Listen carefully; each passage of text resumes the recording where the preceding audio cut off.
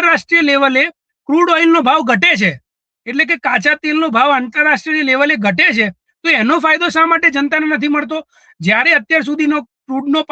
જે ભાવ છે એ ઘણી બધી વાર નીચે ઉતર્યો છે, ત્યારે એ વખતે જનતાને એમાં પેટ્રોલના કે ડીઝલના ભાવમાં કોઈ પણ રાહત આપવામાં આવી નથી. પરંતુ ક્રૂડનો ભાવ અત્યારે વધ્યો તો જનતા પાસેથી એના રૂપિયા લેવા માટે આ સરકાર તૈયાર છે, પરંતુ ભાવ ઘટે તો આ લોકો આને કોઈ પણ જનતા સમક્ષ જોતા નથી. અને મહત્વની વાત બીજી એ છે લખનભાઈ, કે જે ટ્રાન્સપોર્ટ સેક્ટર છે આખું ટ્રાન્સપોર્ટ સેક્ટર આમાં પડી ભાંગે એવી પરિસ્થિતિ છે. આમાં ગરીબ વર્ગ હોય, મધ્યમ વર્ગ હોય, યુવાનો હોય, ખેડૂતો હોય, કે તમામ વર્ગના લોકો આજે આર્થિક સંકટમાં તો છે જ, પણ આના લીધે અત્યારે રોજગારી નથી, લોકો પાસે રોજગારી ખર્ચ કરવા માટે લોકો પાસે પૈસા નથી, અને એના ઉપર આજે પેટ્રોલ, ડીઝલના, દૂધના,